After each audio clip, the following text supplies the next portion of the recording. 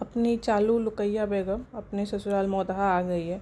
तो मोदहा के जितने भी नौकर है उसके लुकैया बेगम चालू के सब हाजिर हैं। हाँ, दोनों बच्चे तो हैं ही हाजिर, बाकी सब लोग भी चाय देना ये सिलसिला शुरू है। तो मैं आपको बताती हूँ कि क्या हुआ उसके इस लुकैया बेगम के नए टीवी सीरियल में। तो चालू आपी जैसे ही मोदहा पहुँचती है, सज धज के रेडी हो जाती है और हमारी जो अम्बानी से भी ज़्यादा मेहनत करने वाली रसगुल्ली है चालू आपी, वो बताती है कि क्यों नहीं उसने ट्रेन जर्नी की वीडियो आपको ज़्यादा दिखा पाई। जैसे कि ट्रेन में आपको पता ही है कि एक धुएं के चलते जो भी इशू हुआ था, उसके आगे वो क्या दिखाती। पहले तो मैं चालू आप ही ये बताइए, आपको ये दिखाती कि आप कैसे अंगड़ाई लेके सोती हैं ट्रेन में, ये दिखाना रह गया था। तो चालू आप ही की मासूम ऑडियंस, बहुत बहुत आप लोगों के लिए दुख भरी बात है। आप अपनी चालू रसगुल्ली जो टीवी सीरियल में आती है उसकी आप अंगड़ाई नहीं देख पाए कि ट्रेन में वो कैसे अंगड़ाई लेती है, भैंस की तरह या कद्दू की तरह। खैर, आप लोग डिसाइड कर लीजिए कि आपकी रसगुल्ली कैसी दिखती होगी अंगड़ाई लेते हुए ट्रेन में। अब आगे बढ़ते हैं। ट्रेन जैसे ही मोदाहा तक आती है तो उसकी जो सास है वो कहती है आ गई, अब हमारा जीवन फिर से टीवी सीरियल की एक्टिंग। खैर, आपको बता दो, अगर आप देखेंगे इस बार सास के और ससुर के एक्सप्रेशन खाना लेते समय, तो फ़ोन पे ट्रेनिंग दे दी गई है गुटका किंग के थ्रू कि भाई देखो माँ बाप, हमारे इस टीवी सीरियल में साइड रोल्स की हमेशा ज़रूरत रहती है, तो आपको ऐसे ऐसे एक्टिंग करनी है। तो माँ बाप ने बोला, अरे भाई हम क्यों एक्टिंग करें? तो उसने बोला कुछ नहीं करना है, हर बात पे बस कहना है बहुत अच्छा, बस इतना ही साइड रोल्स को एक एक डायलॉग दे दिया गुटका किंग ने। तो मस्त हमारे लिए एक एंटरटेनमेंट रेडी है, साइड रोल्स भी अपना मस्त एक्टिंग सीख चुके हैं। तो रसगुल्ली जैसे ही अपने ससुराल के वाले महल में पहुंचती है तो कहती है, पहली बात तो ये अपने नौकरों को, यानी कि जो छोटे छोटे बच्चे जिनके एग्ज़ाम्स है, मुझे तो समझ नहीं आता कि एग्ज़ाम होते हुए कोई घर से कैसे बच्चे निकल आते हैं, और यहाँ पे तो बच्चे घर से निकलते ही नहीं, अपनी रसगुल्ली के नौकर चाकर में लग भी गए हैं। खैर, वो उनके माँ बाप की गलती है। रसगुल्ली को मैं क्यों कुछ हमेशा बोलूँ कि जब उसके परिवार वाले उसको भेज रहे नौकर वाला काम करने एग्ज़ाम के समय में, तो रसगुल्ली तो फ़ायदा उठा गई, क्योंकि रसगुल्ली तो भाई को कहाँ कह रही कि मैं दूध की धुली अच्छी इंसान हूँ, तो कह ही रही कि हाँ मैं इमरान हाशमी वाली जो किसिंग सीन है ग्रेड 3 वाली, वो ना मतलब टाइप की मूवी जो होती है गंदी वाली, वैसी टाइप की हीरोइन हूँ मैं। तो भाई क्यों मैं अच्छी बनूँ? भाई आ रहे हो तुम लोग अपना एग्ज़ाम छोड़ के मेरे नौकर बनने, तो भाई आओ, 200 रुपये का कपड़ा दे दूँगी और 2 लाख रुपये उस 2 मिनट के वीडियो से कमा लूँगी मैं। तो जैसे ही अपने घर आती है तो जो वर्ल्ड फेमस डायलॉग है रसगुल्ली का कि घर को रेनोवेट करवाना है, करवा चुके हैं, कि पेंट करवाना है, करवा चुके हैं, घर बनाना है, घर बनवा रहे हैं, तो वही सिलसिला शुरू होता है। सबसे मज़ेदार बात है, कहती है कि मैं अकेली हूँ, मतलब जो गुटखा किंग अपने दोस्तों के साथ निकल गया, बता रहा होगा कि मुंबई में कितना लूटा, क्या किया नहीं किया।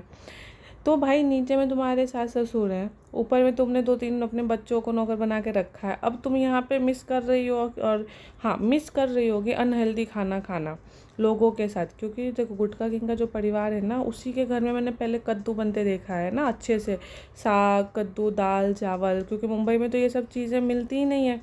मुंबई में जब जाती है रसगुल्ली कहती है ना दोस्तों ये फ्रूट मैंने कभी देखा ही नहीं है, ये सब्जी कभी देखा ही नहीं है। हाँ भाई, कैसे देखोगे? बनेगा तब ना, बनता तो चिकन मटन है। उसके अलावा भी दुनिया है, गुटखा किंग के परिवार में जब आते हो तो देख लिया करो कि बाकी और क्या क्या सब्जियां होती हैं, सब्जी फ्रूट्स होते हैं, ये तो आता नहीं है तुम्हें। तो इस रम जो भी आई है फेस्टिवल में, ये इसी बहाने ये थोड़ा हल्का खाएगी ना, तो हल्का सा स्वास्थ्य सही रहेगा। वैसे भी कद्दू बनती जा रही है, ये मैं नहीं करी, इस पर कमेंट सेक्शन में लोगों ने लिखा था। जो अब देखते हैं अभी आगे क्या कौन सा रूप धारण करती है हमारी शर्मिला टैगोर। बेड पे लेट के एकदम, मैंने ना जो थंबनेल लगाया वो देखना, एकदम खुद को मधुबाला समझ के अदाएँ दिखा रही है। देखो मोधा में इसके बहुत सारे बॉयफ्रेंड्स हैं राइट, जहाँ सोर्सों से जो पता चला, मुझे नहीं पता, मतलब मैंने सुना है। तो अब वो लोग तो देखेंगे ही कंटेंट की, अच्छा हमारी राजकुमारी जो है कद्दू वाली वो आ गई है, तो देखे हमारी शर्मिला टैगोर मधुबाला कौन सी अंगड़ाई ले रही है अपनी ब्लॉगिंग में, तो मस्त अदाएँ दिखा रही है कि देखो देखो तुम लोगों ने मुझे डिच किया ना, मेरे मतलब मैं पहले मेरे दांत टेढ़े थे, मेरे मस्से थे, तो तुम लोगों ने मुझे अपनी गर्लफ्रेंड बनाने से शर्माते थे ना, देखो देखो मैंने क्या क्यूटीज जाके अपने चेहरे को वैक्स करवा के एकदम लाल कर लिया।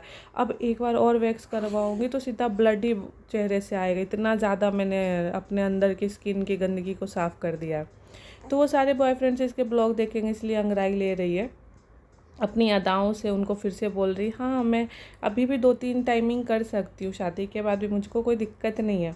अब आप कहोगे कैसी बातें कर रहे हो, फैक्ट्स विद चाय, उनके धर्म में ये सब पाप है। अच्छा, वैसे हिजाब का मजाक बनाई चुकी है, अपने बॉडी प्रदर्शन करती ही रहती है।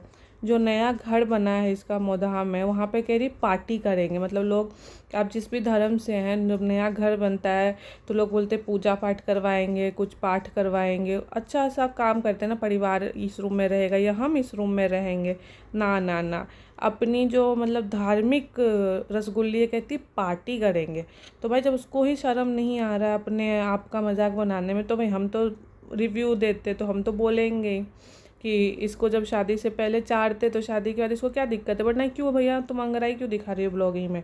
तुम्हारा अगर ब्लॉगिंग पारिवारिक ब्लॉगिंग है तो अपनी कलाई को, अपने मतलब हमेशा उसका देखोगे ना, ट्राउज़र ऐसे लेग पीस अपना दिखाती रहती है, अपना फेस एकदम लाल, एकदम पूरा मतलब ऐसा वैक्सिंग करती है ना बालों का कि चेहरे में लड़कों का क्या चिकना रहेगा, एकदम लड़का बन चुकी है।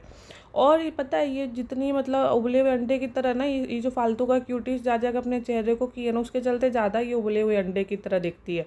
नेचुरल जो भी था इसका, उसमें एक गर्ल वाले फेस तो दिखता था, लेकिन ये क्यूटीज जा जाकर एकदम में अपने चेहरे को ना उबला हुआ अंडा दिखाने लगी है। इसको भी पता नहीं क्या ही समझ में आ रहा है। होता ना, जब आप नेचुरल थोड़े भी ठीक हो तो क्यों जानबूझ के आजकल हीरो हीरोइन या ऐसे ब्लॉगर्स ख़राब कर रहे हैं। खैर, अब बैक टू मोदहा। इसने अपने रूम रेनोवेशन दिखाया सास ससुर का।